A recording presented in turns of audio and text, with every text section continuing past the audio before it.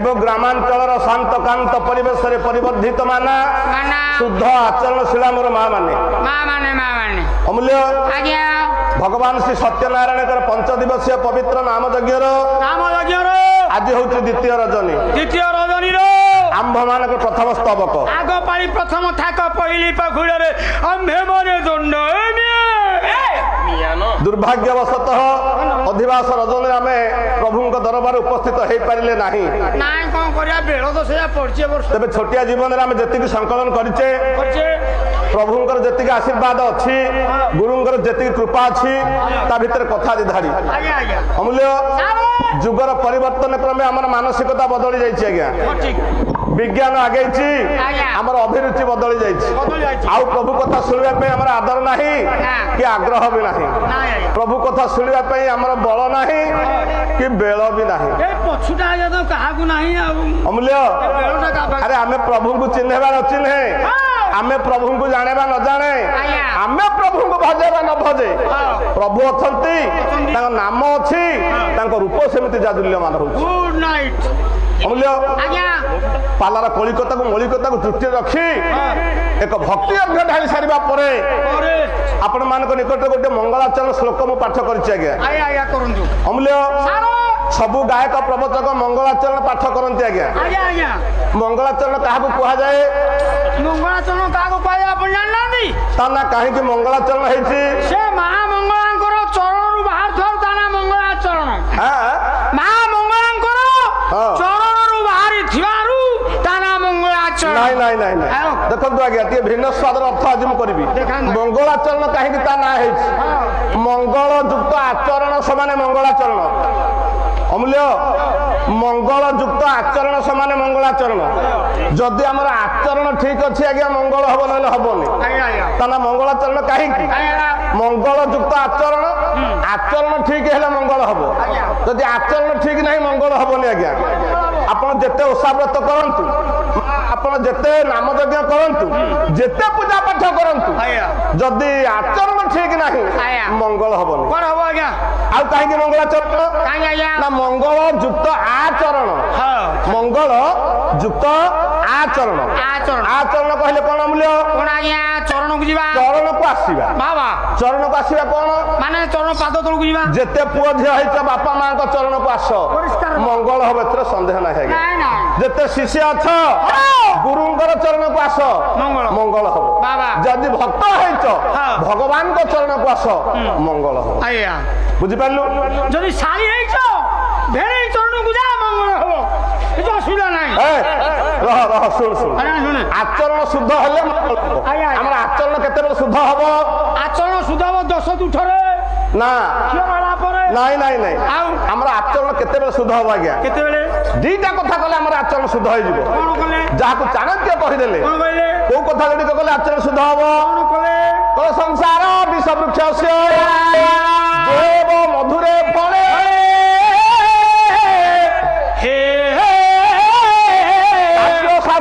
ସାମୃତ ଶବ୍ଦ ଦେଇ ସହ ସଙ୍ଗମ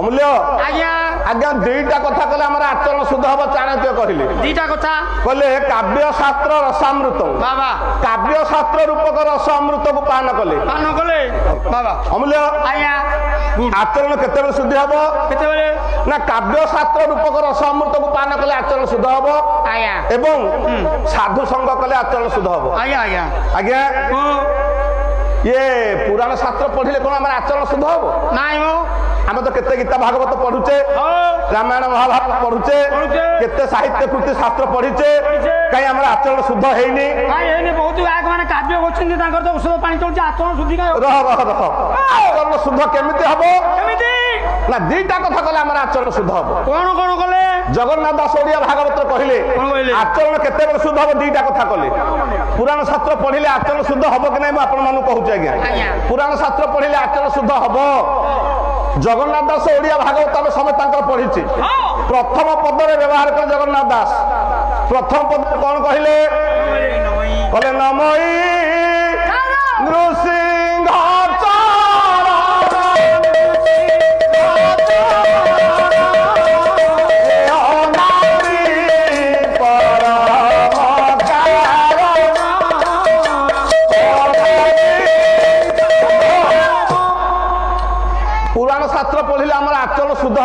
ଦେଖନ୍ତୁ ଆଜ୍ଞା ଦେଖାନ୍ତୁ ଆଜ୍ଞା ଜଗନ୍ନାଥ ଦାସ ଓଡ଼ିଆ ଭାଗବତ ପ୍ରଥମ ପଦ ଲେଖିଲେ ନମଇ ନୃସିଂହ ଚରଣ ଆଜ୍ଞା ପ୍ରଥମ ପଦକୁ ଛାଡ଼ି ଦିଅନ୍ତୁ ପ୍ରଥମ ଶବ୍ଦଟାକୁ ଦେଖନ୍ତୁ ନମଇ ପ୍ରଥମ ଶବ୍ଦ ହେଲା ନମଇ ଅମୂଲ୍ୟ ନମଇ କହିଲେ କଣ ନମଇ ମାନେ ନଈ ନଈ ଚାଲିବା ନାଇଁ ନାଇଁ ନମଇ କହିଲେ ଆଜ୍ଞା ନଈ ପଡ଼ିବା নম্রতা ভাব নম্রতা ভাব নম্রতা ভাব যাহা পাখে অছি আজ্ঞা তার আচরণ শুদ্ধ হবনি হব হবনি কাব্য শাস্ত্রে আমি শিখিবা নই পড়িবা গুণটা যাহা পাখে অছি তার আচরণ শুদ্ধ হবনি হব অমূল্য জগন্নাথ দাস যোড়িয়ে কথা কহিছেন আচরণ শুদ্ধি হওয়া গোটিয়ে কহিলে নই পড়িব আর গোটিয়ে কোন কহিলে মনে রখ আর কোন কহিলে যাহা হচ্ছে ভাগবতর মূল ये तो आपण दीर्घ दिन अनुष्ठान आज्ञा आपण मैंने अनेक गायक प्रवचक मान देखी अमूल्य भागवतर मूल किए भागवतर मूल मलाट ना भागवतर मूल किए शुणु आज्ञा देखा भागवतर मूल किए कहले जगन्नाथ दास कहले मूलटी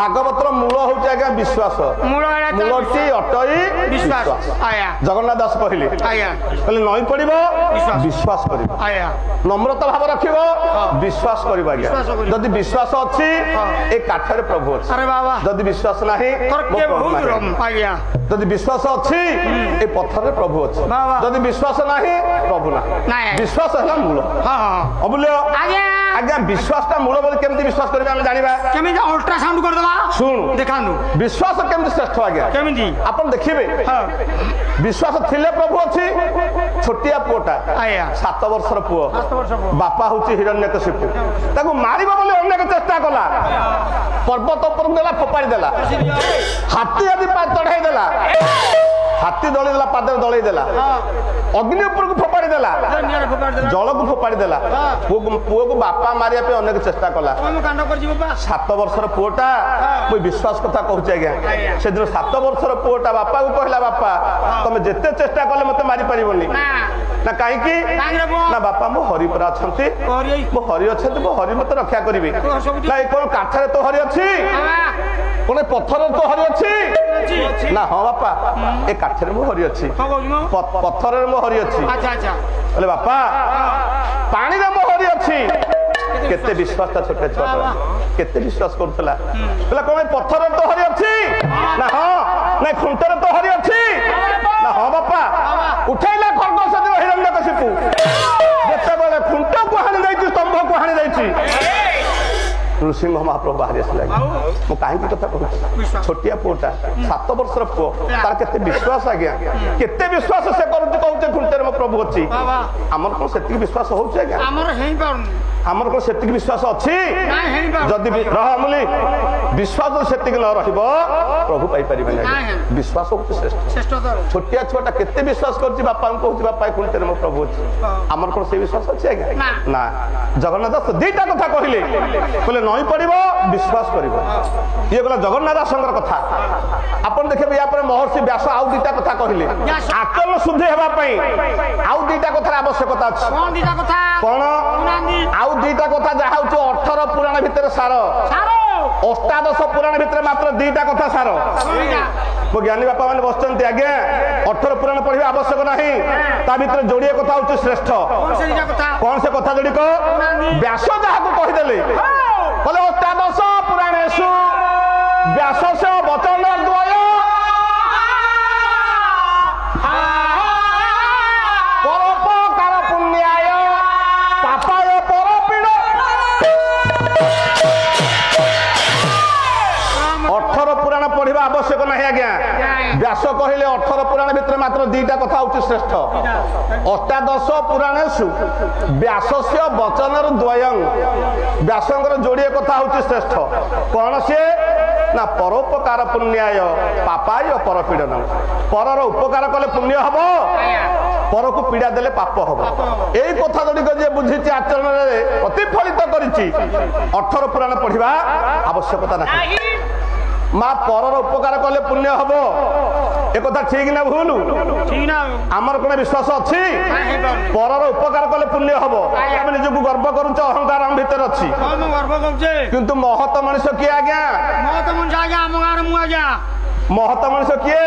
ଆମ ଗାଁ ପଞ୍ଚାୟତରେ ମୁଁ ଆଜ୍ଞା শুণ শুণ মহৎ মଣିষ কিଏ? আমি মଣିষ হয়েছে ହେଲେ মহৎ মଣିষ ହେଇନେ। মহৎ মଣିষ কিଏ? গঙ্গাধর মেহর কহিলে আজ্ঞা। কোন কহিলে?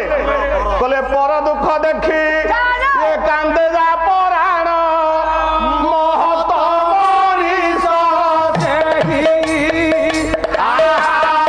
মহৎ মনিষ দেহি।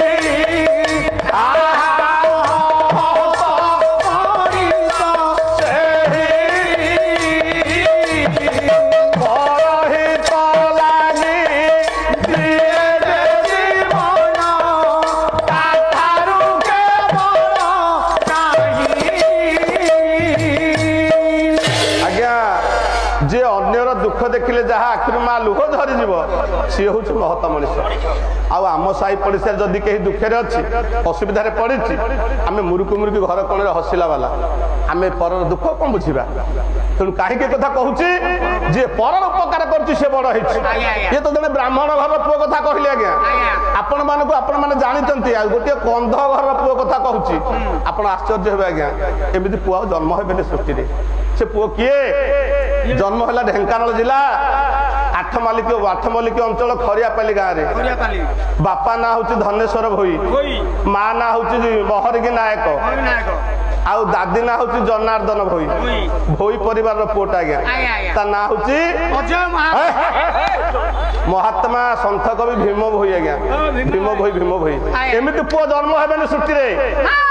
ଆଜନ୍ମରୁ ଦାରିଦ୍ର୍ୟତା ମଧ୍ୟରେ କାଳନିପାତ କରୁଥିଲା ବେଳେ ଅମୂଲ୍ୟ ମହିମା ଗୋସାଇଙ୍କ ସହିତ ଭେଟ ହେଲା। ମହିମା ଗୋସାଇ କହିଲେ, ଭୀମ, ଏ ଭୀମ, ତୁ ଯାହା ମାଗିବୁ ତତେ ଆଜି ମୁଁ ଦେବି। ଦେଖନ୍ତୁ ଆଜ୍ଞା, ତୁ ଯାହା ମାଗିବୁ ତତେ ଆଜି ମୁଁ ଦେବି। ଭୀମ ଭାଇ କହିଲେ, ଗୋସାଇ ଆପଣ ମତେ ଦେବେ? ନା ହଁ, ତୁ ଯାହା କହିବୁ ତତେ ଆଜି ମୁଁ ଦେବି। ଭୀମ ଭାଇ ମାଗିଥିଲା ଆଜ୍ଞା। କନ୍ଧ ଘରର ଛୁଆଟା କଣ ମାଗିଲା? ଆଜି ଧନ ମାଗିନି, ଜନ ମାଗିନି, ମାଗିଲା ଭୀମ ଭାଇ। ଆପଣ ସେ ପଦ ପଢିଛନ୍ତି ଆଜ୍ଞା। ମାଗିଲା ଭୀମ ଭାଇ, ଅପ୍ରାଣିକ ଆହାର ଦୁଃଖ ପ୍ରମିତ, ଦୁଃଖ ପ୍ରମିତ, ଦେଖୁ ଦେଖୁ କେବା ସବୁ, ଦେଖୁ ଦେଖୁ କେବା ସବୁ ଆରେ ସବୁ, ଦେଖୁ ଦେଖୁ କେବା ସବୁ। ଆଉ ମୋ ଜୀବନ ପଛେ ପଡ଼ିଥାଉ, ନରକେ ପଡ଼ିଥାଉ, ଜଗତ ଉଦ୍ଧାର ହେଉ। ଏ ଭାଷା, ଏ ପଦ ଆମେ ସମସ୍ତେ ପଢିଛେ, ଶୁଣିଛେ ଆଜ୍ଞା। ଭୀମ ଭାଇ ମହିମା ଗୋସାଇଁକି ମାଗିଥିଲେ, କହିଲେ, ଗୋସାଇଁ ଯଦି ଆପଣ ମତେ ଦେବାକୁ ଚାହାନ୍ତି ମତେ ଗୋଟିଏ କଥା ଦିଅନ୍ତୁ। ନା କହ ଭୀମ, ତୁ ଯାହା କହିବୁ ତତେ ଆଜି ମୁଁ ଦେବି। ମାଗିଲା ଭୀମ ଭାଇ, ହେଲେ ଜଗତରେ କେତେ ଦୁଃଖ ରାଶି ପୁରିକି ଅଛି ଆଜ୍ଞା। ଯଦି ଆପଣ ମତେ ଦେବାକୁ ଚାହାନ୍ତି, ଏ ଜଗତରୁ ଦୁଃଖ ରାଶିକୁ ଦୂର କରିଦିଅ। ଆଜ୍ଞା, କନ୍ଧ ଛୁଆଟା ମାଗିଲା ମହିମା ଗୋସାଇଁକି। ମହିମା ଗୋସାଇଁ କହିଲେ, ଭୀମ, ଆରେ ତୁ କନ୍ଧ ଛୁଆଟା ଆଜି କଣ ମାଗିଲୁ ରେ? ତୁ ନିଜ ପାଇଁ କିଛି ମାଗିନୁ, ତୁ ଜଗତ ପାଇଁ ମାଗିଲୁ। ମୁଁ ତତେ ଆଶୀର୍ବାଦ କରୁଛି ଭୀମ, ତୋ ନାଁଟା ବିଶ୍ୱ ଇତିହାସରେ ସ୍ଥାନ ପାଇବ। ଆଉ ଆପଣ ଦେଖିବେ, ଏଇ ଯୋଉ ପଦ ଭୀମ ଭୋଇ ଲେଖିଛନ୍ତି, ସେ ପଦ ଭାରତୀୟ ପାର୍ଲାମେଣ୍ଟ ହାଉସରେ ଲେଖା ହେଇଛି ଆଜ୍ଞା, ଭାରତୀୟ ସଂସଦ ଭବନରେ। ଖାଲି ଭାରତୀୟ ସଂସଦ ଭବନ ନୁହଁ, ବିଶ୍ୱର ଅନେକ ରାଷ୍ଟ୍ରରେ ଅନେକ ଭାଷାରେ ଅନୁବାଦିତ ହେଇ ସେ ପଦର ଅର୍ଥକୁ ଲେଖା ହେଇଛି। ତା ଭିତରେ କଣ ଶକ୍ତିଟା କଣ ଅଛି ଆଜ୍ଞା? ପରୋପକାର। ପରୋପକାର ଅମୂଲ୍ୟ, ପରୋପକାର ଠୁ ଦୁନିଆରେ ଆଉ କିଛି ବଡ ନାହିଁ, ନା ନାଇଁ? ତେବେ ଏ ଗଲା ଭୀମ ଭୋଇଙ୍କ କଥା, କହିଲି ଗୋପବନ୍ଧୁ କଥା। ପରର ଉପକାର କରି ବଡ ହେଇଛନ୍ତି। 18 ପୁରାଣ ଭିତରେ ଯୋଡିଏ କଥା ସାର, ପରର ଉପକାର କଲେ ପୁଣ୍ୟ ହବ, ପରକୁ ପୀଡା ଦେଲେ ପାପ ହବ। ଅମୂଲ୍ୟ ଆଜ୍ଞା ଏ ସଂସାରରେ ଦିଟା କଥା କଲେ ଆମେ ମୁକ୍ତି ପାଇ କଳିଯୁଗରେ ଆଜ୍ଞା ସେଟା ଖୋଲିକି କୁହନ୍ତୁ ଆଜ୍ଞା ପରିଷ୍କାର ଭାବରେ ଆଜି ଦ୍ୱିତୀୟ ଦିନର ପାଲା ଆଜ୍ଞା। ଆଜି ଶେଷ ପର୍ଯ୍ୟନ୍ତ ଖାଲି ଦୁଇ କଥା ମୁଁ କହିବି ଆଜି ପାଲା ଦୁଇ ଚାଲିବ ମୋ ବୃନ୍ଦାବନ ଭାଇ ଆଜି କାଲି ପାଲା ଆରମ୍ଭ କରିଛନ୍ତି ଆଜ୍ଞା, ଆଜ୍ଞା। ତାଙ୍କୁ ଧନ୍ୟବାଦ ଦଉଛି କାରଣ ମୁଁ ତ ଆସିପାରିଲିନି ନାଇଁ ବଡ ଭାଇ ଆମର ରହ ପାଲା ତ ହବ କେତେ ଥର ତ ଭେଟା ଭେଟି ଭାଇର ମୋର ହେଇଛୁ ଆଉ ଫୁଲ ପୋଖରୀ ଭେଟା ଭେଟି ହବ ବାସ୍। ଦେଖିବା 4 ଦିନ ଭିତରେ ଭାଇ ସାଙ୍ଗେ କେମିତି ଲଢେଇଟା ହବ ଭାଇ ଭାଇ ଡାକ ଟିକେ ପାର ପକା ଆରେ କି ମୁଁ କାଇଁ କହି ପଦାରେ ପଡିବି ଅମୂଲ୍ୟ ଆଜ୍ଞା କଳି ଯୁଗରେ ଆମେ ମୁକ୍ତି ପାଇବା ଦିଟା କଥା କଲେ କଣ ସେ କଥା ଗୁଡ଼ିକ କଣ କଲେ ମୁକ୍ତି ମିଳିବ ମନେ ରଖ ଆଜ୍ଞା। ଯାହାକୁ ଭୀମ ଭାଇ କହିଦେଲେ କଣ କହିଲେ କହିଲେ ନାମରେ ଶରଣ ଯାଅ ଯିବ ପରେ ଦୟାବହ ଯିବ ପରେ ନାମରେ ଶରଣ ଯାଅ ଯିବ ପରେ ଦୟାବହ ହଉରେ ଧର୍ମର ସାର ଇଏ ନାହିଁ ରେ ସଂସାରରେ ଧର୍ମ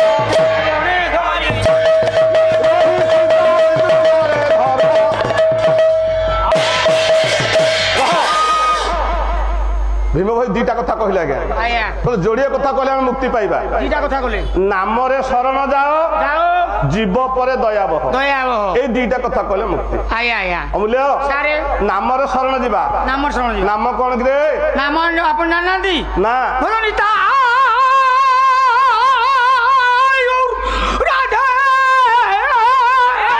ରହ ରହ ରହ ଆରେ ନମସ୍କାର ବାବା ଅଷ୍ଟତର ପରମା ଏଇ ଯୋଉ କ୍ଲାସିକଟା କଲେ ଆମକୁ ତ କାହିଁ ଶିଖେଇ ନାହାନ୍ତି ଆଉ ତମ ବସାର ଶୋଉନ ଆଉ ରହ ରହ ଅମୂଲ୍ୟ ଆଜ୍ଞା, ଆଜ୍ଞା। ଜଗତରେ ଯେତେ ନାଁ ଅଛି ଆଜ୍ଞା ତା ଭିତରେ ଦିଟା ନାଁ ହଉଛି ସୁନ୍ଦର ଠିକ କହିଲେ। ଆଜି ଶେଷ ପର୍ଯ୍ୟନ୍ତ ଖାଲି ଦୁଇ କଥା କହିବି ସବୁ ଦୁଇ ପାଲା ହବ ଅମୂଲ୍ୟ ଆଜ୍ଞା। ଜଗତରେ ଯେତେ ନାଁ ଅଛି ତା ଭିତରେ ଦିଟା ନାଁ ସୁନ୍ଦର ଦିଟା ନା ସୁନ୍ଦର କଣ ସେ ନାଁ ଆପଣ ଜାଣିନାହାନ୍ତି କଣ ଦିଟା ନା ସୁନ୍ଦର ହଁ ଜଣେ ନିଶା ମହାରଣା ଜଣେ ରାଣୀ ପଣ୍ଡା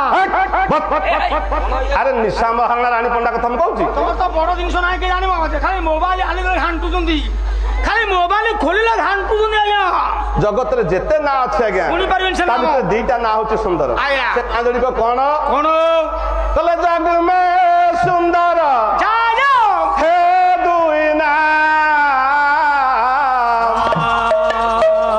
जग में सुंदर है दुई नाम कोई कहे राम বাবা कोई कहे श्याम कोई कहे राम कोई कहे श्याम जग में सुंदर है दुई नाम जग में सुंदर ये दुई नाम कोई कहे राम कोई कहे श्याम कोई कहे राम कोई कहे आज्ञा जगतर जेते ना अच्छी दीटा ना ता भितर श्रेष्ठ और सुंदर ଆଜ୍ଞା ताकू किए राम कहूची किए श्याम कहूची ଶ୍ୟାମ କହୁଛି राम नाटी सुंदर ଆଜ୍ଞା कृष्ण नाटी सुंदर ବାବା आउ सुंदर ना दुनिया किछि नाही ନାଇଁ ନାଇଁ अमूल्य ଆଜ୍ଞା तेबे नामर प्रभावटा केते ନାମର ପ୍ରଭାବ କେତେ नामर शक्तिटा केते देखंतु आज्ञा ଦେଖାନ୍ତୁ ଆମେ ଆଜ୍ଞା ସମସ୍ତେ ତ ନାମ ଭଜନ କରୁଛେ ଆଜ୍ଞା ନା ନାଇଁ ଆଜ୍ଞା ନାମର ଶକ୍ତିଟା କେତେ ନାମର ଶକ୍ତି କେତେ ମନେ ରଖ ବାୟା ବାବା ବାୟା ଗୀତାରେ କହିଲେ କଣ କହିଲେ ନାମର ଶକ୍ତି ଆଜ୍ଞା କେତେ ଶୁଣନ୍ତୁ ଆଜ୍ଞା ଅମୂଲ୍ୟ ସାରେ କହିଲେ ନାମ ପ୍ରଭାବରେ ହନୁଜେ ସପ୍ତ ସିନ୍ଧୁ ଡେଇଲେ ସିନ୍ଧୁ ଡେଇଲେ ଆଉ ନାମ ପ୍ରଭାବରେ ଧ୍ରୁବ ଯେ ଧ୍ରୁବ ମଦନ ଆଜ୍ଞା ନାମର ଶକ୍ତିଟା କେତେ ଟିକେ ଶୁଣନ୍ତୁ ଦେଖାନ୍ତୁ ଆଜ୍ଞା ଅମୂଲ୍ୟ ସାରେ ଯାହାର ଡେଣା ଅଛି ସେ ଆଗେ ଆକାଶରେ ଉଡିବ ଠିକ କଥା ଆଜ୍ଞା ଇଏ ହଉଛି ସାର୍ବଜନୀନ ସତ୍ୟ ଆଜ୍ଞା ଯାହାର ଡେଣା ଅଛି ଆକାଶରେ ସେ ଆକାଶରେ ଉଡିବ ବାବା କିନ୍ତୁ ବିନା ଡେଣାରେ ଆକାଶରେ ଉଡିଲା ବାଲା ଅଛନ୍ତି ଆଜ୍ଞା ବିନା ଡେଣା ଡେଣା ନଥାଇକିରି ଆକାଶରେ ଉଡିଛନ୍ତି ସେ ଗାଲୁଆ କଥା ମତେ ଆପଣ କହିବେନି ଆଜ୍ଞା କାହିଁକି ହେ ମୁଁ କେତେ ଗାଈ ଖାଇସାରିଲି ଆଜ୍ଞା ଆପଣଙ୍କୁ ଖାଇଲେ ପାଲା ଛାଡ଼ିଲି ଏଇ! ମୁଁ କହିବା କଥା ଆପଣଙ୍କ ପାଖରେ ବୁଢା ବି ବୋଲି ଭାବିଛି ଆଜ୍ଞା ଅମୂଲ୍ୟ ଆପଣ କହିଲେ ବିନା ଡେଣାରେ ଆକାଶରେ ଉଡିବ କିଏ ଉଡୁଛନ୍ତି। କିଏ ଉଡିଲେ ବିନା ଡେଣାରେ କିଏ କିଏ ଆକାଶରେ ଆକାଶରେ ଉଡିଛନ୍ତି ଆଜ୍ଞା କିଏ କିଏ ଉଡିଲେ ଆପଣ ସବୁ ଜାଣିଛନ୍ତି ମୁଁ ଖାଲି ମୋ ଢଙ୍ଗରେ କହୁଛି ଆଜ୍ଞା ମନେ ପକେଇଦବା ମନେ ପକେଇ ଦଉଛି କିଏ ଉଡିଲେ? ଆକାଶରେ ଡେଣା ନଥାଇକିରି କିଏ ଉଡିଛି କିଏ ଶୁଣ ଆଜ୍ଞା କହିଲା ବିନା ପକ୍ଷେ କରିଲା ମାରୁତି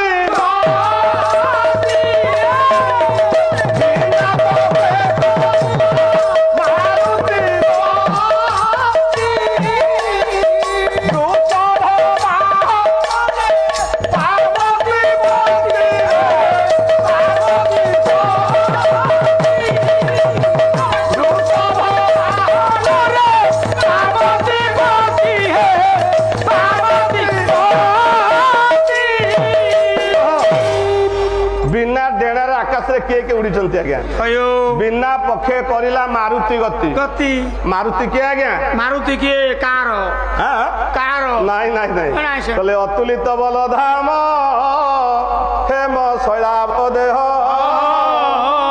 तनुजवन कृषाणु समग्र सकल गुण निधान बानराणामधीश रघुवर प्रिय भक्त बात जातन मानी मारुति आंजनेय भगवान हनुमान हनुमान हनुमान ठाकुर आगे आकाश रे उड़िले बिना माँ सीता को ठाप करिया गला बेले आकाश मार्ग रे उड़ी उड़ी गले हनुमान ठाकुर हनुमान अमूल्य उड़िले केमि तांकर कोन डेणा अछि हनुमान को डेणा आसीबो आगे हनुमान डेणा थिला कि नाही उड़िले केमति ता नांजरे आहुला नाही नाही नाही नामर प्रभाव नाम नाम राम नाम को धरिथिले बोली वाह राम नामर प्रभाव रे आया हनुमान आकाश मार्ग रे उड़ी गले सारा आउ कि आकाश रे उड़िले आउ के उड़िले बिना पक्षी रे बिना पक्ष रे किया ना वृषभ वाहन रे पार्वती पति बाबा शिव ठाकुर भगवान शंकर जते बेले वृषभ ऊपर बसंती खेंड ऊपर वृषभ तले चाली की जाय नै नाही नाही आकाश रे वृषभ उड़े ए छय कई पाटी करले काली परीक्षा सारा कहिए खेंड कोठे उड़े तो खेंड आकाश रे उड़े कोन खेंड आकाश रे उड़े अरे सब सेंड नुह आउ ना शिवंकर वाहन वृषभ आकाश रे उड़े हां आमा तो बात्या होची तीनटा खेंड राखितल ताळ थरे आकाश रे उड़ीबा वृषभ भगवान शिव शंकर नाम को नेला परे आया आया नामर प्रभावटा केते देख आउ के उड़िले बोले मुसिक वाहन रे श्री गणप अरे मुसिक वाहन रे श्री गणप सिंह पृष्ठरे बसी सती पार्वती सती पार्वती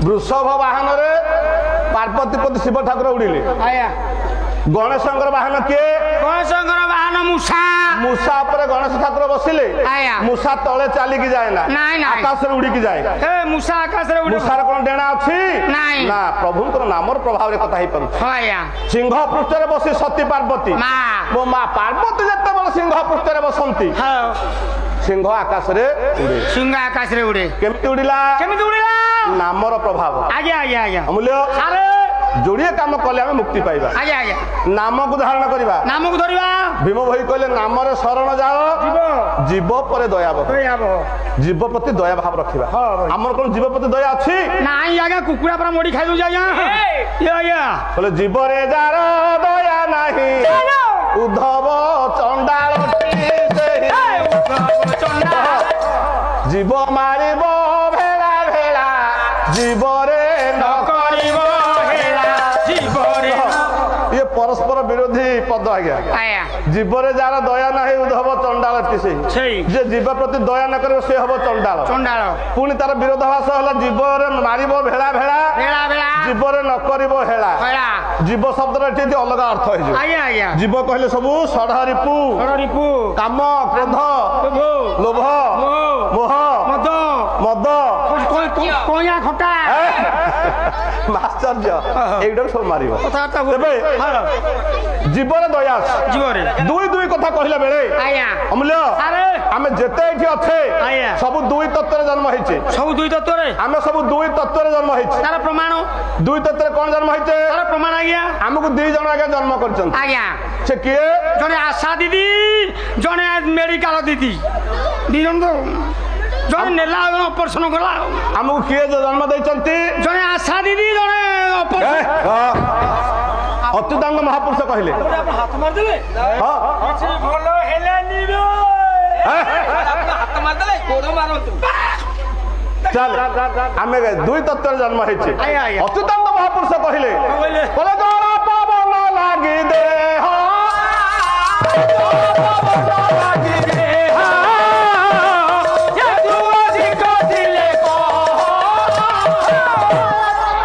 ଆରେ ଆମ ବୁଢାର କଣ ଡିସି ବ୍ରେକ୍ ରେ ଅମୂଲ୍ୟ ଆଜ୍ଞା ଏ ପିଣ୍ଡ ତିଆରି ହେଇଛି ଦୁଇ ତତ୍ତ୍ୱରେ ଆଜ୍ଞା ଆଜ୍ଞା ଜଳ ଆଉ ପବନ ପାଣି ଆଉ ପବନ ପାଣି ଆଉ ପବନରେ ପିଣ୍ଡ ତିଆରି ଆଜ୍ଞା ଆଜ୍ଞା ଆଜ୍ଞା ପାଣି କିଏ ପାଣି ମିନେରାଲ ୱାଟର ଆଉ ପବନ ପବନ ବେଲୁନ ରେ ଫୁସୁ ଫୁସୁ ପବନ ଆଜ୍ଞା ନାଇଁ ନାଇଁ ପମ୍ପ ଜଳ କିଏ ପବନ ଆରେ ସେ ପୁଅଟି ଦିଥର ପଡିଗଲାଣି କେମିତି ପଡୁଛି ତାକୁ ଆପଣ ମାନେ ଅଛନ୍ତି ତାକୁ ଫ୍ରି ଛଡା ହେଇଛି ସେ ସେଇ ସମାନ ଜାଗାରେ ଦିଥର ପଇଲାଣି ଆଜ୍ଞା ହଉ ହଉ ଜଳ କିଏ ପବନ କିଏ ପାଣି କିଏ ପବନ କିଏ ଜଳ କିଏ ପବନ କିଏ ଆଜ୍ଞା ଆଜ୍ଞା ଠାକୁର ଅଭିରାମ ପରମହଂସ କହିଲେ କଣ କହିଲେ ଜଳ କିଏ ପବନ କିଏ ଆଜ୍ଞା ଆଜ୍ଞା କହିଲେ ମାତା ପଦ୍ମରେ ଥିଲା ରଜ ତହି ମିଶିଲା ବ୍ରହ୍ମ ବୀଜ ତହି ମିଶିଲା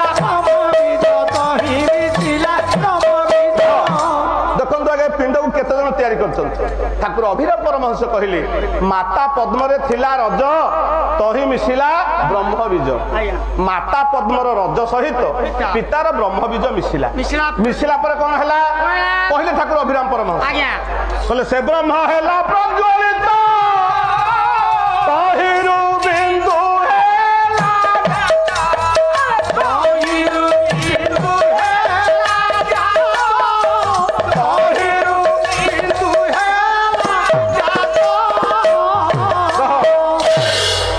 ପିଣ୍ଡକୁ ଗଢିଲେ ଦି ଜଣ ସେ କିଏ ନା ମାତା ପଦ୍ମର ରଜ ସହିତ ପିତାର ବ୍ରହ୍ମ ବୀଜ ମିଶିଲା ମିଶିଲା ପରେ ସେ ବ୍ରହ୍ମ ପ୍ରଜ୍ୱଳିତ ହେଲା ତହିଁରୁ ବିନ୍ଦୁ ସୃଷ୍ଟି ହେଲା ଏ ବିନ୍ଦୁରୁ ଏ ପିଣ୍ଡ ତିଆରି ହେଲା ଗୁଡ ନାଇଟ୍ ତାହେଲେ ପିଣ୍ଡକୁ ଗଢିଲେ କିଏ ବାପା ଆଉ ମା ଦି ଜଣ ଜଳ ଆଉ ପବନ ବା ବାପା ଆଉ ମା ହେଲା ପିଣ୍ଡକୁ ଗଢିଦେଲେ ଦି ଜଣ ଆଜ୍ଞା ପିଣ୍ଡ ଭିତରେ ରହିଲେ ଦି ଜଣ ମୋ ବୃନ୍ଦାବନ ଭାଇ ଶୁଣୁଥା ଆଜି ମୁଁ ତତ୍ତ୍ୱ ଆଲୋଚନାଟା କେମିତି କୁଆଡକୁ ନଉଛି ଶେଷ ପର୍ଯ୍ୟନ୍ତ ଖାଲି ଦୁଇ ଦୁଇ କହିବି ପିଣ୍ଡକୁ ଗଢିଲେ ଦି ଜଣ ପିଣ୍ଡ ଭିତରେ ରହିଲେ ଦି ଜଣ ପିଣ୍ଡ ଭିତରେ ଦି ଜଣ ସେ ଦି ଜଣ କିଏ ପିଣ୍ଡ ଭିତରେ କିଏ ଦି ଜଣ ଦେଖିଲ ଟିକେ ପିଣ୍ଡ ଭିତରେ କିଏ ଦି ଜଣ ରହିଲେ ପିଣ୍ଡ ଭିତରେ କୋଉ ଦି ଜଣ ଅଛନ୍ତି ଗୋଟେ ଜିଆ ଗୋଟେ କେଞ୍ଚୁଅ ୟା ଭିତରେ ତୁ ଏଇ କଥା ବୁଝିଲୁ ହଁ ଗୋଟେ ଦଶୀ ପୋକ ଛୋଟିଆ ନାଇଁ ନାଇଁ ଆଉ ପିଣ୍ଡ ଭିତରେ କୋଉ ଦି ଜଣ ରଖିଲେ ଆଜ୍ଞା କିଏ ଯାହାକୁ ଭୀମ ଭଳି ଲେଖିଦେଲେ ଆଜ୍ଞା କହିଲେ ହସ୍ତ ନ ଲାଗଇ ପିଣ୍ଡ ବାବା ଗଢନ୍ତି জীব পরম অঙ্গে অছন্তি জীব পরম অঙ্গে অছন্তি জীব পরম অঙ্গে অছন্তি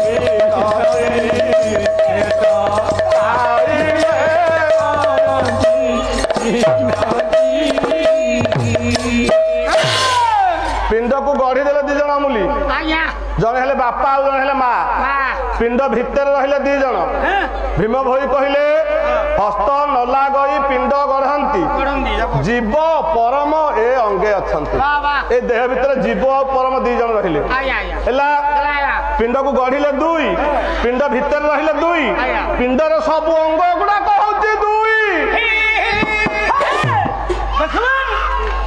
ଅମୂଲ୍ୟ ଆସ ଆସ ଏ ପିଣ୍ଡର ସବୁ ଅଙ୍ଗ ଗୁଡାକ ହଉଛି 2 କଣ ତୁ କଣ ଇଂଲିଶ କହୁଛୁ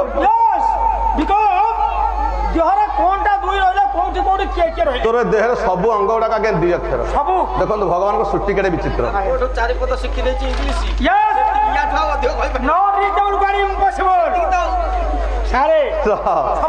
ଏ ପିଣ୍ଡରେ ଯେତେ ଅଙ୍ଗ ଆମର ଅଛି ସବୁ ଅଙ୍ଗ ଗୁଡାକ ଆଜ୍ଞା 2 ଅକ୍ଷର ସବୁ 2 ଉପର ଆଡୁ ଦେଖ ଇଏ କଣ ହଁ ହଁ କେତେ ଅକ୍ଷର ତାପରେ ମୁଣ୍ଡ କାନ ମୁହଁ ଗାଲ ନାକ ଆଖି ପାଟି ଦାନ୍ତ ଜିଭ ଓଠ ଦେଖନ୍ତୁ ଭଗବାନ ସୃଷ୍ଟି କେତେ ବିଚିତ୍ର ଆଜ୍ଞା ସବୁ ଅଙ୍ଗ ଗୁଡାକ 2 ଅକ୍ଷର ସବୁ ଅଙ୍ଗ ଗୁଡାକ ଦେଖ ଆଉ ତଳକୁ ଯାଉନୁ ବେକ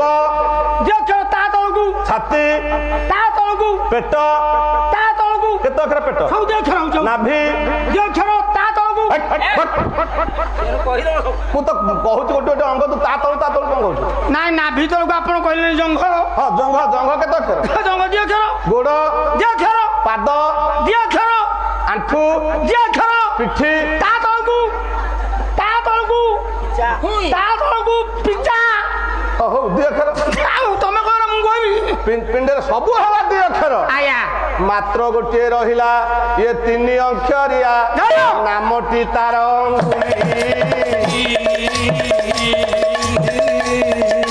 କାହିଁକି ଅଙ୍ଗୁଳି 3 ଅକ୍ଷରିଆ ପୁରାଣ କହିଛି ଭାରି ଅମୂଲି ପିଣ୍ଡରେ ସବୁ ହେଇଗଲା 2 ମାତ୍ର ଗୋଟିଏ ହଉଛି 3 ଅକ୍ଷର ସେଇଟା ହେଲା ଆଙ୍ଗୁଠି ବା ଅଙ୍ଗୁଳି ଆପଣ ଯୋଉଟା କଲେ 2 ନା 3 ଆପଣ କଲେ ଏଇଟା 3 ଏଇ 3 ଅକ୍ଷର ମୁଁ କହୁଛି ଏଇ ଗୋଟାକ କେବଳ 2 ଆଉ ସବୁ 3 ସବୁ 3 ଘାଣ୍ଟି ଦେବି ଆରେ ତୁ କଣ ଓଲଟା କଥା କହିଲୁନି ପିଣ୍ଡରେ ସବୁଗୁଡା 3 କହିଲୁ ଗୋଟେ ଦିନ ଶୁଣିବି ସବୁ 3 କେବଳ ଆପଣ ଯୋଉଟା କହିଲେ 3 ସେଇ ଗୋଟାକ 2 ଆଚ୍ଛା କହିଲୁ 3 କେମିତି ଆପଣ ଯାଉ କହିଲେ ବାଳ ସେଟା ଆମର ବାଳ ଆଉ ସେଟା କୁନ୍ତଳ କେତେ ଅକ୍ଷର 3 ଅକ୍ଷର କୁନ୍ତଳ 3 ଅକ୍ଷର ତାପରେ ଆପଣ କହିଲେ ମୁଣ୍ଡ କେତେ ଅକ୍ଷର 2 ଅକ୍ଷର ସେ ମୁଣ୍ଡ ନୁହଁ ଆପା ଆଉ ସେ କଣ ସେ ମସ୍ତକ କେତେ ଅକ୍ଷର 3 ଅକ୍ଷର ତାପରେ ଆପଣ କହିଲେ ଆଖି ଆଖି ଆଜ୍ଞା ନୟନ କେତେ ଅକ୍ଷର 3 ତାପରେ ଆପଣ କହିଲେ କାନ ସେଇଟା କାନ ନୁହଁ ଆପା ଆଉ ସେ କଣ ସେ ଶ୍ରବଣ କେତେ ଅକ୍ଷର 3 ଅକ୍ଷର ଆପଣ 2 କହୁଥିଲେ ଯାହା କହିଲେ ନାକ କହିଲେ 2 ଅକ୍ଷର ନାକ 2 ଅକ୍ଷର ନୁହେଁ ସେ କଣ ନାକ ଆଉ ହାତରେ ତା ନାଁ ହଉଛି ନାସିକା 3 ଅକ୍ଷର ସବୁ 3 ଆପଣ ତାକୁ ନାଇଁ ଆଉ ବୁଝିବାନି ମୁଁ ଢେର ବୁଝିଗଲି ତୁ ଯାହା କହିଲୁ ବୁଝିଗଲି ଆପଣଙ୍କ ଛାତି ନାଇଁ ଆଉ କହିଲୁ ବୁଝିଗଲି ହୃଦୟ ଅମୂଲ୍ୟ ତୁ ଘାଟି ଦବୁ ମୁଁ ଜାଣିଛି ଯେ ଶୁଣୁନ ତୁ ଯୋଉଟା 3 ଅକ୍ଷର କହିଲୁ କିନ୍ତୁ ତାର ମୂଳ ଶବ୍ଦ ହଉଛି ମୁଁ ଯାହା କହିଲି ଆଖି ହଉଛି ମୂଳ ଶବ୍ଦ ନୟନ ତାର ଗୋଟେ ପ୍ରତିଶବ୍ଦ ମୁଣ୍ଡ ହେଲା ମୂଳ ଶବ୍ଦ ମସ୍ତକ ତାର ଗୋଟିଏ ପ୍ରତିଶବ୍ଦ କାନ ହେଲା ମୂଳ ଶବ୍ଦ ଶ୍ରବଣ ହଉଛି ତାର ଗୋଟିଏ ପ୍ରତିଶବ୍ଦ ମୂଳ ଶବ୍ଦଟା ହଉଛି 2 ହେଲା ଆପଣ ଅଙ୍ଗୁଠି କହିଲେ 3 ଆଙ୍ଗୁଠି ଆଉ 3 ଅକ୍ଷର ଆଙ୍ଗୁଠି 3 ନୁହଁ ଆଙ୍ଗୁଠି କେତେ ଅକ୍ଷର ଆଙ୍ଗୁଠି କେବଳ 2 ଅକ୍ଷର କେମିତି ତମର ତ ବିପିଏଲ ଚାଉଳ ପାଉଥିବ ନାଇଁ ଆମକୁ ମିଳୁନି ତମ ପୁଅ ଚାକିରି କରୁଛି ତମ ଚାଉଳ ମିଳିବ କୁଆଡେ 1000 ଟଙ୍କା ଏବେ ମିଳୁଛି ନା ନାଇଁ ମୁଁ ସେଗୁଡା ପାଉନି ତା ବେଗ ମିଳୁଛି ନା ନାଇଁ ନା କିଛି ମୁଁ ପାଉନି ତମେ ପାଟି ନୁହଁ ତ ମିଳିବନି ଯିଏ ପାଇଛି ସିଏ ଜାଣିଛି କଣ ଜାଣିଛି ୟା ନା ଅଙ୍ଗୁଳି ନୁହଁ ତା ନା କଣ ଆଉ ତା ନା ଟିପ ମାନେ ତମେ ଯିବ ତମ টিପା ଆଗେ ଫିଙ୍ଗର ପ୍ରିଣ୍ଟ ଦିଅ ଟିପ ଦିଅ ତାପରେ ଚାଉଳ ନିଅ ବେକ ନିଅ ଟେକା ନିଅ ଏ ଟଙ୍କା ଟେକା ଓହୋ ଏଇଟା ତୁ କହୁଛୁ ଟିପ ଦିଅ ଖେର ଆଜ୍ଞା। ନାଇଁ ନାଇଁ ସେମିତି ନୁହେଁ ଆଉ- ସେଟା ଭୁଲ କଥା ହବ। ଏ ପିଣ୍ଡରେ ସବୁ ହେଇଯାଉଛି ଦୁଇ ଆଜ୍ଞା। ଅମୂଲ୍ୟ ସାରେ। ଆଉ ମନେ ରଖିଥା ଦେଖାନ୍ତୁ। ଆଉ ଗୋଟିଏ କଥା କହୁଛି ବିଷୟ ଆରମ୍ଭ କରିବା ଆଉ ଗୋଟିଏ କଥା କହୁଛି ହିନ୍ଦୁ ସନାତନ ଧର୍ମର ମୂଳ ମନ୍ତ୍ର ହଉଛି ଆଜ୍ଞା ଦୁଇଟା ବାସ୍ତବରେ ହିନ୍ଦୁ ସନାତନ ଧର୍ମର ମୂଳ ମନ୍ତ୍ର ହଉଛି ଆଜ୍ଞା ଦିଟା ଆଜ୍ଞା। କଣ ସିଏ ଯାହାକୁ ବ୍ୟାସ କହିଲେ କହିଲେ ଅକୃତ୍ୟଂ ନୈବ କର୍ତ୍ତବ୍ୟଂ ପ୍ରାଣ ତ୍ୟାଗ ପି ସଂସ୍ଥିତ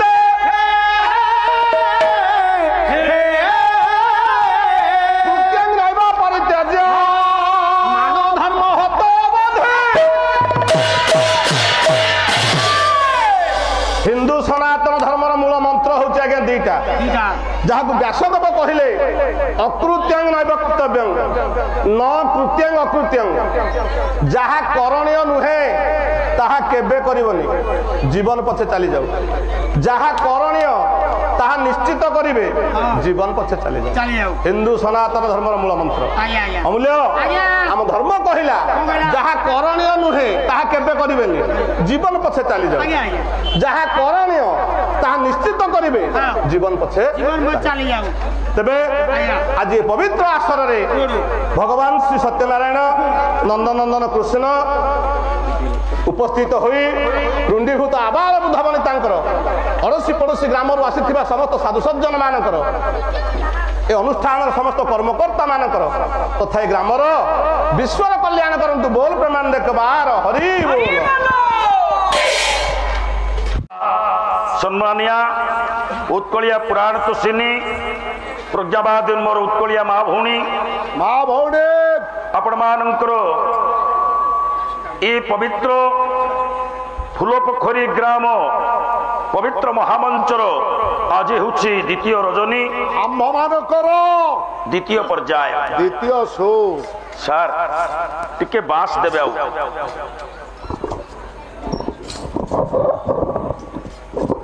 হে মোর পণ্ডিত বর্গে ଆଜ୍ଞା ଆଜ୍ଞା আজির এ পবিত্র দ্বিতীয় রজনীরে প্রথম পর্যায়ের কার্যক্রম সমাপন করি মহাভয়ী মহাশয় বিদায় নেইছন্তি বেহরা বাবু ଆଜ୍ଞା প্রারম্ভিক কার্যক্রম ভক্তি পুষ্পাঞ্জলি অর্ঘ্যକୁ অর্পণ করে সারিবা পরে ପରେ দ্বিতীয় পর্যায়ে ଦ୍ୱିତୀୟ ପର୍ଯ୍ୟାୟରେ চারিপাদাত্মক শ্লোকটি মু আবৃত্তি করেছি ଇଏ ପାଲାର ମୌଳିକତାରେ ପୁଅ যাহো আপন মানে উভয় একঙ্কর পালা আপন মানে উপভোগ করিবে এবং আজি মধ্যে আপন মানে এই পালাকে উপভোগ করিছন্তি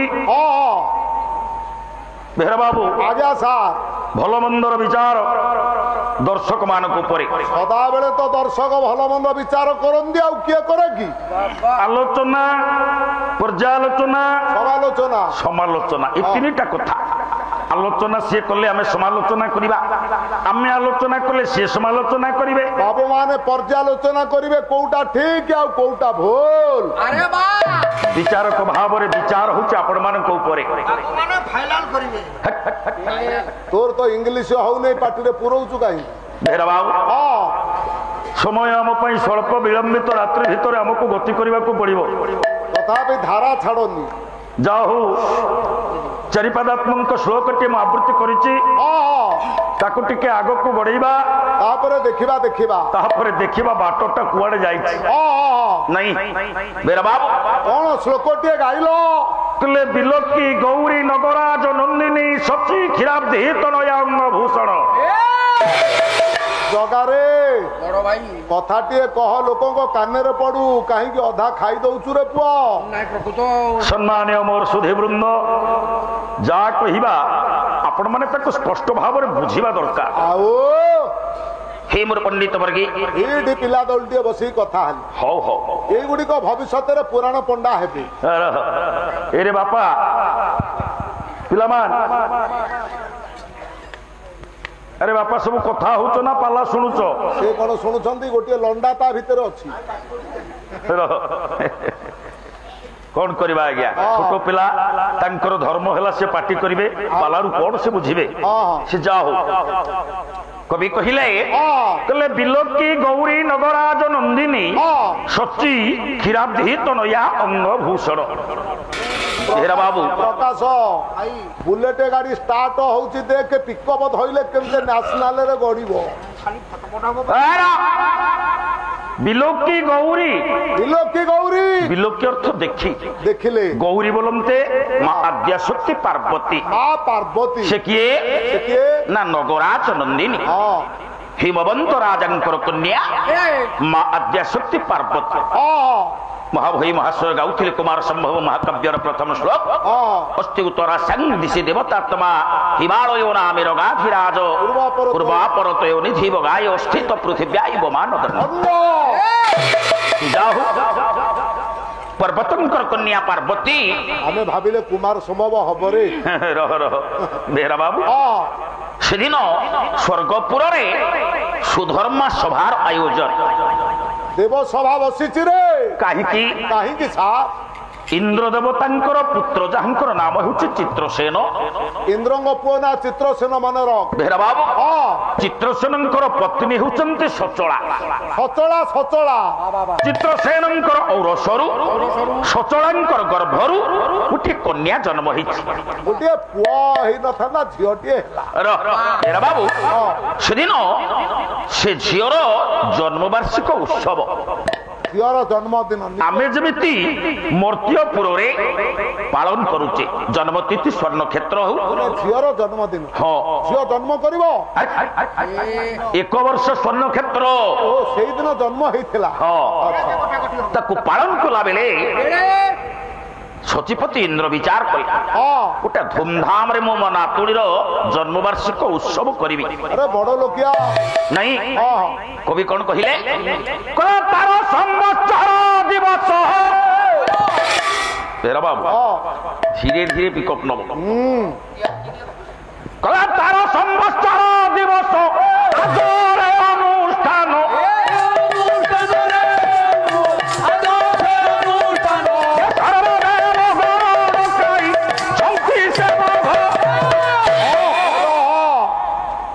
ଚିର ସମ୍ମାନୀୟ ମୋର ପଣ୍ଡିତ ବର୍ଗୀ ଆରେ ଥଣ୍ଡାଳିଆ ଆଜି ରାଗିଛନ୍ତି କୁହ। ଇନ୍ଦ୍ର ଦେବତାଙ୍କର ନାତୁଣୀର ଜନ୍ମବାର୍ଷିକ ଉତ୍ସବ ଉପଲକ୍ଷେ ସର୍ବଦେବଗଣ ମାନଙ୍କୁ ନିମନ୍ତ୍ରିତ କରାଯାଇଛି। ସବୁ ଦେବତା ଆସିଛନ୍ତି ହାଡ ଭାଇ ବାସେଳି। ହାଡ ଭାଇ କଣ ପାଇଁ ଆସିବେ? ଏ ଦେବତା 33 କୋଟି ଭିତରେ ନା। ଆଜ୍ଞା ସଭାସ୍ଥଳରେ ଗୋଟେ ସୁନ୍ଦର ମଣ୍ଡପ ତିଆରି କରାଯାଇଛି। କାହିଁକି ନା ଯୋଉଠିକି ଆପଣ ମାନେ ଯାଆନ୍ତୁ ଯଦି କିଛି ସାଂସ୍କୃତିକ କାର୍ଯ୍ୟକ୍ରମ ନଥିବ ଗୋଟେ ମଞ୍ଚ ତିଆରି ହବ ଗୋଟେ ଭଲ ଲାଗେ ନା। ନା ତେଣୁ ଦେବମଣ୍ଡଳୀ ଭିତରେ ଗୋଟିଏ ନୃତ୍ୟ ମଣ୍ଡପ ତିଆରି କରାଯାଇଛି। ରହ ଆପଣ ମାନଙ୍କର କବି ହେଉଛନ୍ତି ମଞ୍ଜୁଳ କବି କୃଷ୍ଣ ପ୍ରସାଦ ବସୁ ବସୁ ବସୁ ଯାହାଙ୍କ ଘର ଯାଜପୁର ଜିଲ୍ଲା। ବେହେରା ବାବୁ ଆଜ୍ଞା ବହି ହେଉଛି ଉର୍ବଶୀ ଅଷ୍ଟବତ୍ସ ମିଳନ। ଏ କଣ କହିଲେ କବି? କଣ ଲେଖିଲେ? କଳସ୍ପତି କତରଣ ପ୍ରାଙ୍ଗଣେ ହେମ ଚନ୍ଦ୍ର ପରହେ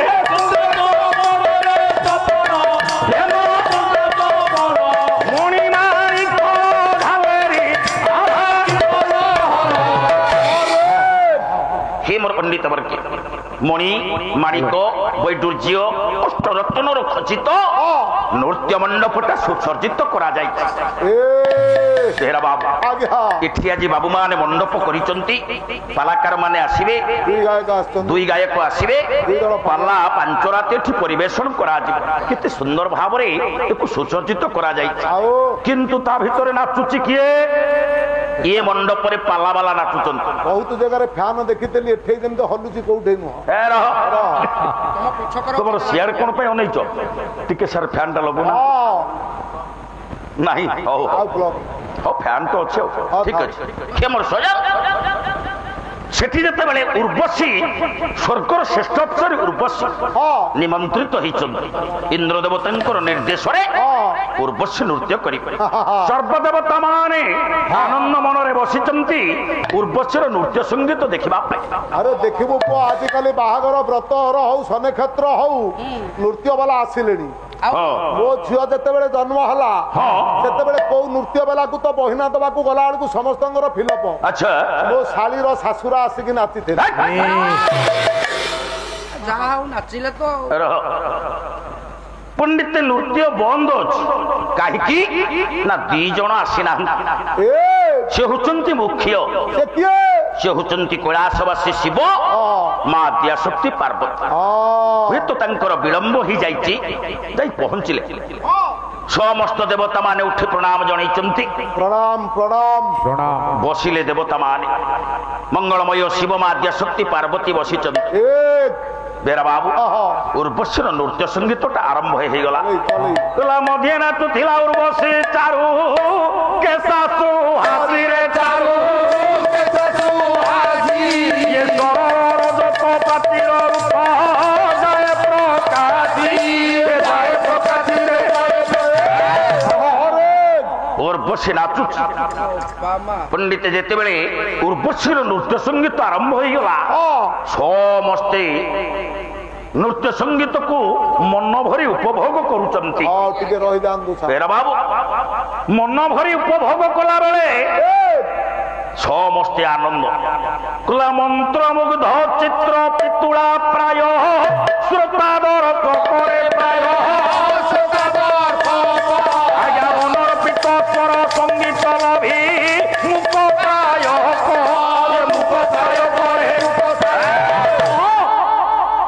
এমিতি স্বর সঙ্গীত লালিত্যরে নৃত্য সঙ্গীত পরিবেশন হচ্ছে।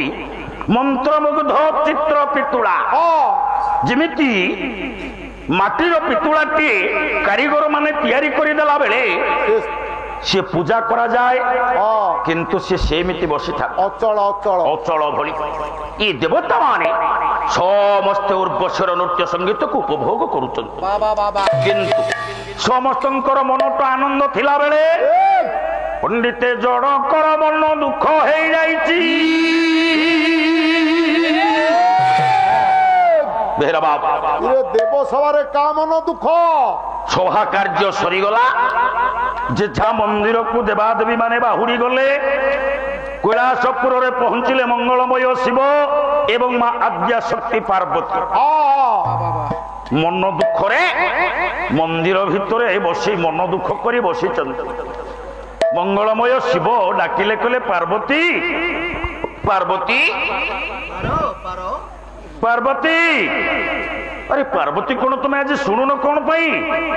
পার্বতী আরে কোন হয়েছি তোমার মতে কহিবনি? তুমি মো স্বামীটি? হ্যাঁ কোন হয়েছি? আরে মেটি মুখটা তোমার শুখি যাইছি যে। কোউটাই সভা সমিতি পইলে কোউটাই কুয়াড়ে বহুত লোক একাঠে হেলে মতে সাঙ্গেরে নবনি। কাহিকি পার্বতী? আরে কথা যে কাহিকি কহুছ কইবি নাই? কোন পাই? দেবসভাকু নেই গল। হ্যাঁ দেবসভারে সচিপতি ইন্দ্রঙ্গর স্ত্রী সচি বসিছন্তি। হ্যাঁ নারায়ণঙ্গর স্ত্রী লক্ষ্মী অছন্তি। হ্যাঁ বড়দের সুরঙ্গ স্ত্রী সাবিত্রী অছন্তি। তাঙ্ক দিহ মুন্ডুকু অনেইছ। মোর কাহা দেহ মুন্ড কনেবা কোন দরকার? মু কাহিকে তাঙ্ক দেহ মুন্ড কনেবি? মু দেখিছি লক্ষ্মী 1.5 কিলোরে গোটে চেন পকেইকি বসতেলি। হ্যাঁ আচ্ছা। ইন্দ্রঙ্গ স্ত্রী সচি দেবী 2.5 কিলোরে গোটে চেন কিনি বসতেলে পকেইকি। হ্যাঁ হ্যাঁ আচ্ছা। আউ সাবিত্রী কথা কোন কইবি? এতে সোনা বুড়ি পিন্ধিথলা যে উঠি পাইলা নাই, লোক তলু টেকিবারে উঠিলা। আচ্ছা মু তম স্ত্রীটি পার্বতী। হে ব্রহ্মা বিষ্ণু মহেশ্বর তুমি গোটে লেবুলু ঠাকুরটি।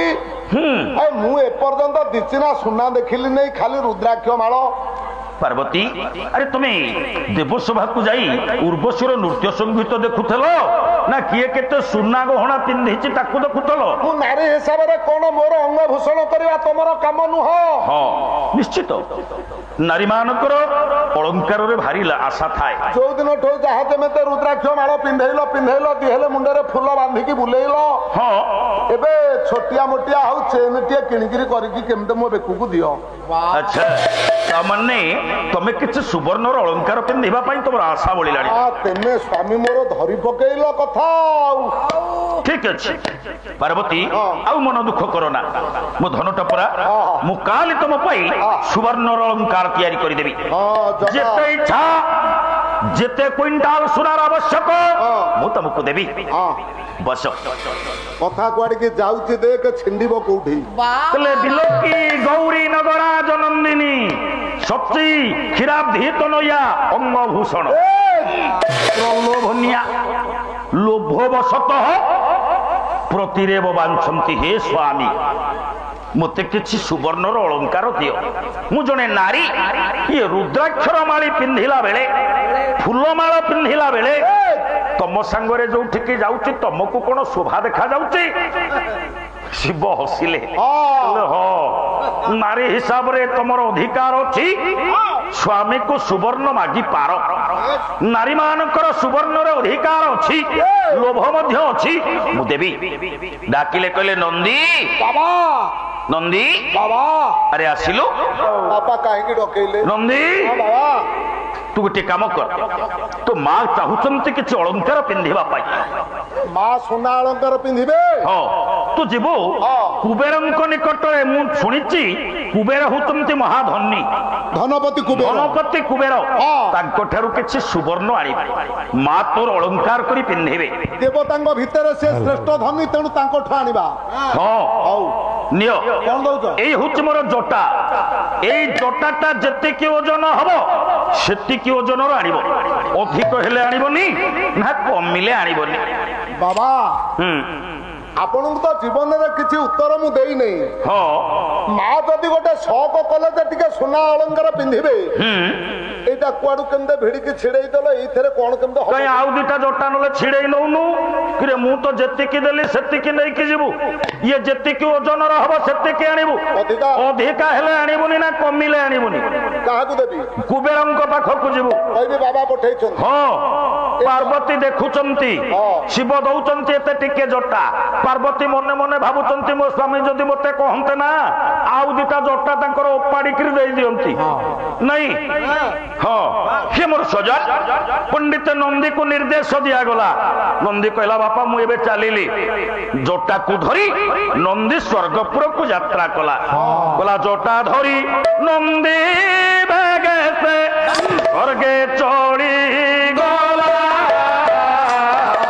କୁବେରଙ୍କ ପାଶେ ଯାଇ ହାଜର ହୋଇଲା। ଏ କୁବେରଙ୍କ ପାଶେ ଯାଇ ସେ ହାଜର ହୋଇଲା। ଏ କୁବେରଙ୍କ ପାଶେ ଯାଇ ହାଜର ହୋଇଲା। ପହଞ୍ଚି ଯାଇଛି କୁବେରଙ୍କ ନିକଟରେ। କୁବେରଙ୍କର ଜୟ ଜୟ। ଯା ହଉ। କି তুমি? আরে নন্দী কুয়াড়ে আসছিল? ବାବା ପଠେଇଛନ୍ତି। କୁଆଡେ? ମାଙ୍କର ଟିକେ ଅଳଙ୍କାର ପିନ୍ଧିବାର ଇଚ୍ଛା ହେଲା ତ। ହଁ ଆପଣ ତ ହଉଛନ୍ତି ଧନୀ ଭିତରେ ମୁଣ୍ଡିଟା ହଁ ଦେବତା ମାନଙ୍କର। ହଁ ଆଉ କିଛି ସୁବର୍ଣ୍ଣ ନବାକୁ କହିଛନ୍ତି। ঠিক ଅଛି। আরে বাপা যেତେବେଳେ তোর পঠাইଛନ୍ତି ମୁଁ কোন অকুণ্ঠিত অকুণ্ঠিত চিত্ତରେ ମୁଁ କୁଣ୍ଠିତ ନୁହେଁ। ଅକୁଣ୍ଠିତ ଚିତ୍ତରେ ଯେତେ ସୁବର୍ଣ୍ଣ ନବା କଥା ନେଇ ଯା। ନାଇଁ ସେମିତି କହିନାହାନ୍ତି। ଆଉ କେମିତି? ସେ ଗୋଟିଏ ଜିନିଷ ପଠେଇଛନ୍ତି, କହିଲେ ତାରି ଓଜନର ଆଣିବୁ, ଅଧିକ ହେଲେ ଆଣିବୁ ନାହିଁ, କମିଗଲେ ବି ଆଣିବୁ। କଣ ଦେଇଛନ୍ତି ଦେ ତ। ଆପଣ ଧରନ୍ତୁ। আরে নন্দী এটা তো বাপাঙ্কর জটা বোধে। ହଁ ବାପାଙ୍କ আচ্ছা নন্দী রে ଆଜି তো ବାପା কৈଳାସପୁରରେ କଣ ଅଧିକା ଗଞ୍ଜେଇ ଖାଇଦେଲେ ନା କଣ? ନାଇଁ ନାଇଁ ନାଇଁ ଏମିତି ଥଟା କରନ୍ତୁ। ରେ ସିଏ କଣ ପାଗଳ? ବାପାଙ୍କୁ ଥଟା ଏମିତି ବାଚାଳାମି କଣ ପାଇଁ କରୁଛନ୍ତି? ସିଏ ପାଗଳ ମାନେ ବାଚାଳାମି କରନ୍ତି। ତୁମେ ବି ତାଠୁ ପାଗଳ ତାଙ୍କ ପୁଅ ହିସାବରେ ଆସିଛ। ନାଇଁ ମା ଟିକେ ଅଳି କଲେ ଯେ ବାପା ଟିକେ କୁଣ୍ଡଉ କୁଣ୍ଡଉ ବହଳା କରି କୁଣ୍ଡେଇ ଦେଲେ, ଏଇ ପୁଞ୍ଜାକ ଝଡି ପଇଲା। ଆରେ ଏଇ ତକ କେତେ ଓଜନ ହବ ଯେ ତୋ ମା ଅଳଙ୍କାର କରି ପିନ୍ଧିବେ ରେ? ଆଉ ଡେରି କରନ୍ତୁନି, ବଣିଆ କହୁଛି ଘରକୁ ପଳେଇବ, ସିଏ ଦୁଆରେ ବଇଛି ଗଢିଦବ ଟିକେ। ଆରେ ତୋ ଇଚ୍ଛା ଯେତେ ନେଇ ଯା। ଏଇ ଓଜନର, ଏଇ ଓଜନର ମାନେ ଏତିକି ଓଜନର ନବୁ। ହଁ ଯଦି କମିଯାଏ କମିଲେ ଛୁଇଁବି ନାହିଁ, କି ବଢିଲେ ବି ଦରକାର ନାହିଁ। ପଣ୍ଡିତ ନନ୍ଦୀ ନିର୍ଦ୍ଦେଶ ପାଇଥିବା କଥାକୁ କୁବେରଙ୍କ ନିକଟରେ ପ୍ରକାଶ କଲା ବେଳେ କୁବେର କହିଲେ ଠିକ ଅଛି, କହିଲେ ହେ ଭଣ୍ଡାର ରକ୍ଷକ, এই জটা যেତିକି ওজন হব সেতিকি ওজনের সুবর্ণ আনি নন্দীকে দেইদে। গোটিয়ে তরাজুরে রখাগলা পণ্ডিত শিবঙ্কর জটা, আউ গোটিয়ে পটরে কুবের ভণ্ডারর সুবর্ণ সব বহি আনিলে ভণ্ডার রক্ষক মানে। আপন মানকর কবি যদুমণি মহাপাত্রঙ্কর ধারিয়ে মোর মনে পড়ি যায় কেতেবেলর কথা না, যেতেবেলে দিনে রাজসভা বসি থায়, রাজসভার দিনে রাজা বিচার কলে মু পচারিবি কবি যদুমণিଙ୍କୁ এ ক্ষেত্রে বড় কিয়ে। পণ্ডিতে কবি যদুমণিଙ୍କୁ প্রশ্ন কলা বেলে যদুমণি কহিলে মণিমা মুন্ড রহিলে মু কহিবি যদুমণি না, মো ভয় প্রদান কলি যদুমণি তুমি কুহ। উড়িয়া কবিতাটি রচনা কলে কলে রাজা পূজা পায় সেনা হে আপনা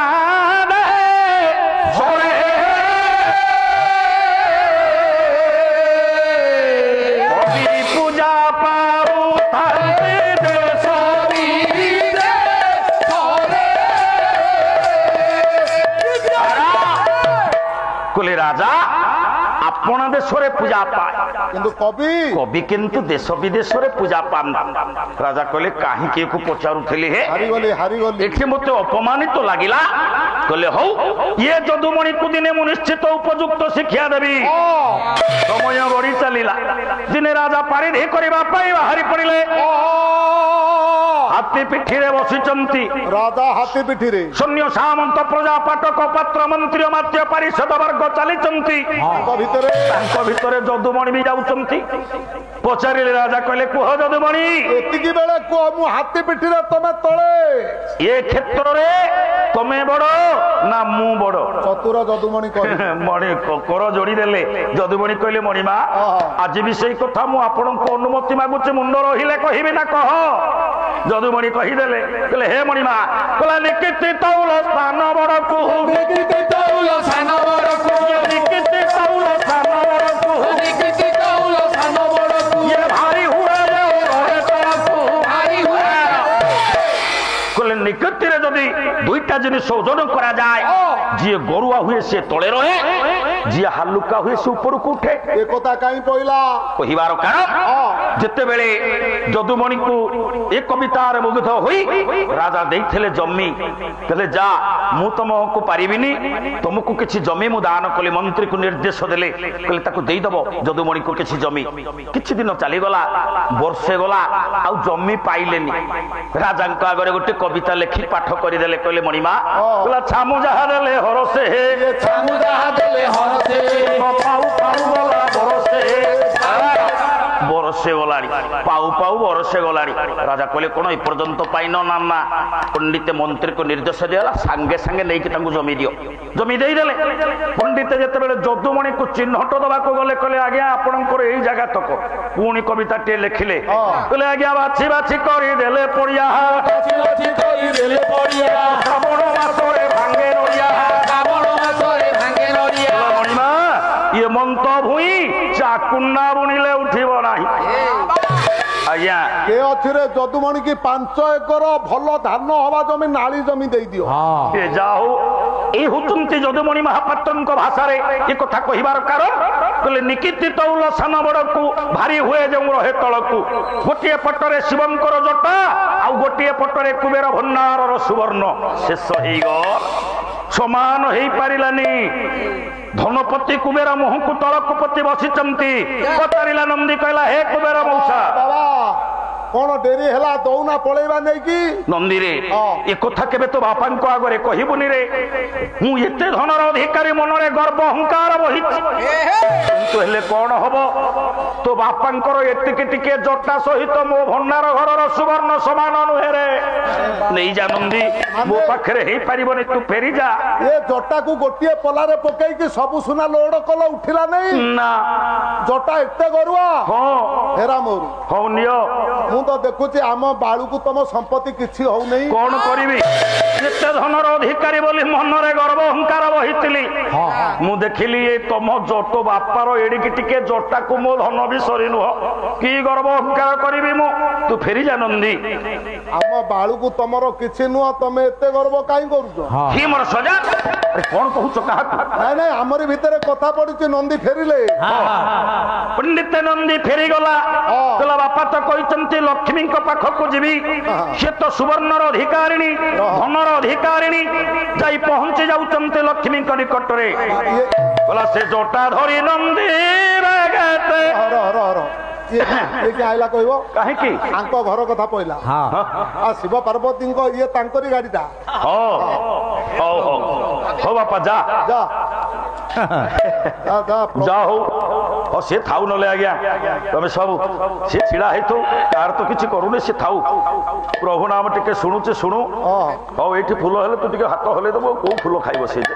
ହଉ ହଉ ମୋର ସଜା ସେଇ ଜଟାକୁ ଧରି ନନ୍ଦୀ ଯାଇ ଲକ୍ଷ୍ମୀ ମାଙ୍କ ନିକଟରେ ପହଞ୍ଚି ଯାଇଛି। ମାଙ୍କର ଜୟ ହେଉ। କାନ ଡେରି ଶୁଣିଲେ ମା ଲକ୍ଷ୍ମୀ ଠାକୁରାଣୀ ନାରୀ ହିସାବରେ ଓ ସୁବର୍ଣ୍ଣର ଅଧିକାରିଣୀ ବୋଲି, ଭଗବାନ ନାରାୟଣଙ୍କର ରାଙ୍ଗିନୀ ବୋଲି ମନରେ ବହୁତ ଗର୍ବ। ଏ ମା ଆପଣ ମାନେ ବିଚାର କରିବେ, ସ୍ୱାମୀ ବଡ ଲୋକ ହୁଅନ୍ତୁ, ଆପଣ ମାନେ 5 ତାଲା କୋଠା କରନ୍ତୁ, ଆପଣ ବହୁ ସୁବର୍ଣ୍ଣରେ ଛାଉଣି ହେଇଥାନ୍ତୁ, ମନରେ କେତେବେଳେ ଗର୍ବ କରିବେନି ମା। ଗର୍ବ ଅହଙ୍କାରରେ ସବୁ ଚୂର୍ଣ୍ଣ ହେଇଯାଏ। ପୁରାଣ କହେ କହିଲା ଅତି ଗର୍ବ ହେ ହତ ଲଙ୍କା ମାନେ ଚକୌରବା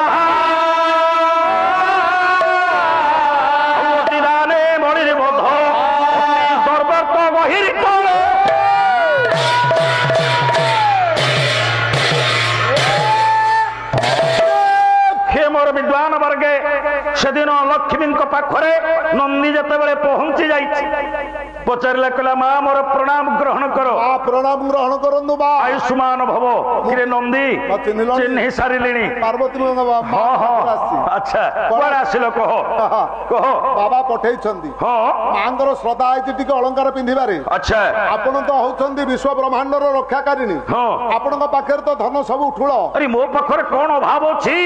टिके सुना किछि देले मां अलंकार करिकि पिंधिबे। हे मां आपण माने विचार करंतु घर पाखरे पड़िसा घर हेतब जदि से दिन कौन कारणवशत घरे तरकारी शाग से मां रांधि पारि नथब स्वामी की भोक लगे आसिक कह रह रह मुझे से अपाठू टे तरकारी मागे आने मो खाई देकी जीव भारी तुम डेरी हो जाऊ।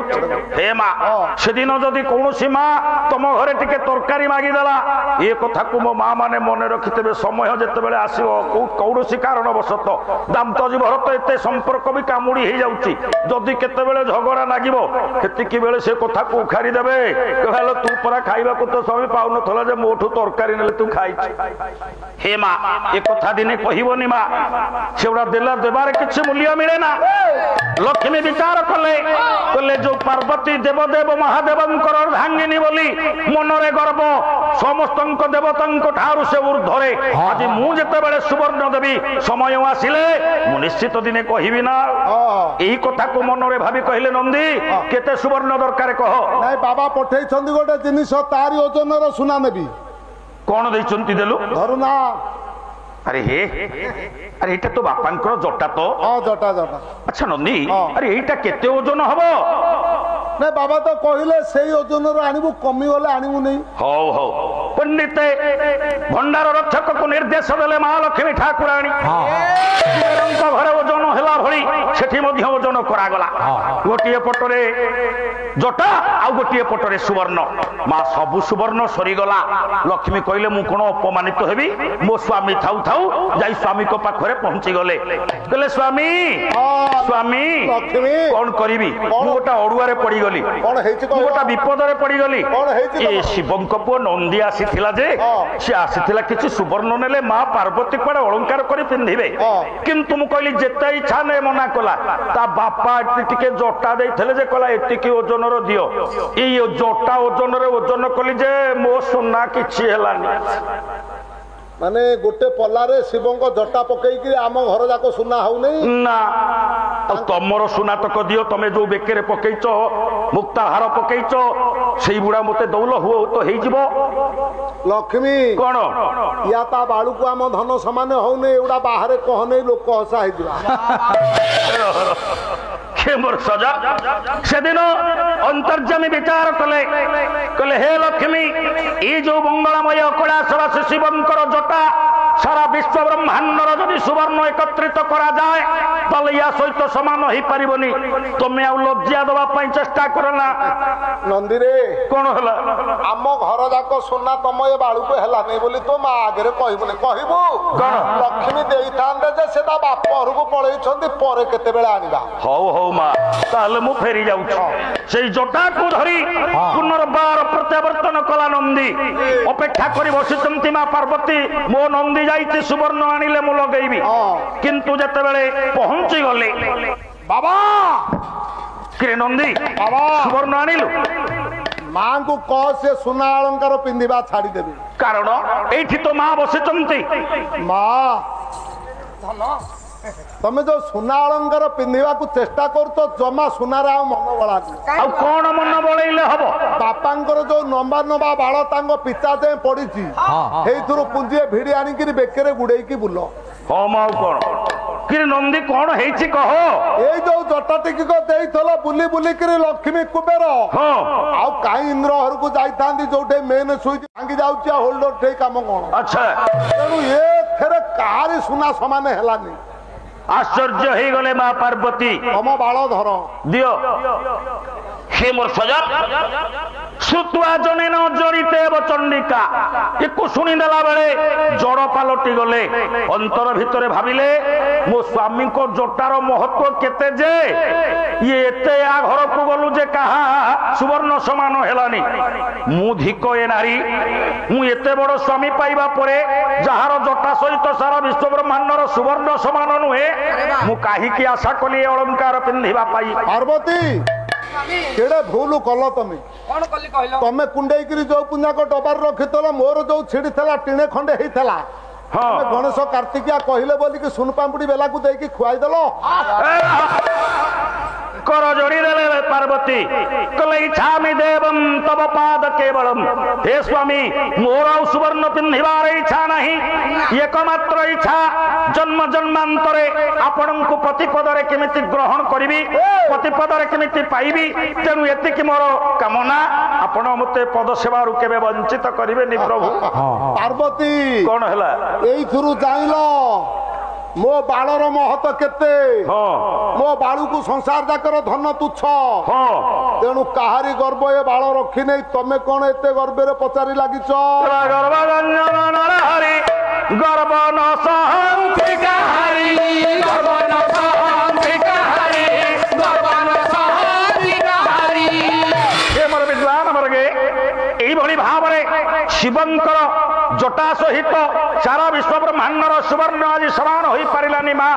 সেই মহাপ্রভু কৈলাসবাসী মঙ্গলময় যোগারূঢ় পুরুষ দেবদেব মহাদেব মা আদ্যা শক্তি পার্বতী আপন মানଙ୍କର পবিত্র দরবারে উপবেশন করি উপস্থিত মোর পিতৃকল্প গুরুকল্প পণ্ডিত মহোদয় মহোদয় মানଙ୍କର উপস্থিত বিদ্বান বর্গ মানଙ୍କର ଏ ଅନୁଷ୍ଠାନର ଅନୁଷ୍ଠାନ କର୍ମକର୍ତ୍ତା ବନ୍ଧୁ ମାନଙ୍କର ତଥା ଉଭୟ ଦଳ ପାଳାଚାର୍ଯ୍ୟଙ୍କର ସେଇ ମହାପ୍ରଭୁ ମଙ୍ଗଳମୟ ମା ଆଦ୍ୟାଶକ୍ତି ପାର୍ବତୀ ଉତ୍ତରୋତ୍ତର ଉନ୍ନତି କରିବା ସଙ୍ଗେ ସଙ୍ଗେ ଏ ମଞ୍ଚକୁ ଦୀର୍ଘଜୀବୀ କରି ସମସ୍ତଙ୍କୁ କଲ୍ୟାଣ କରନ୍ତୁ ସର୍ବେ ବୋଲ ଆନନ୍ଦେ କବା। ଓମ୍ ନମଃ ଶିବାୟ।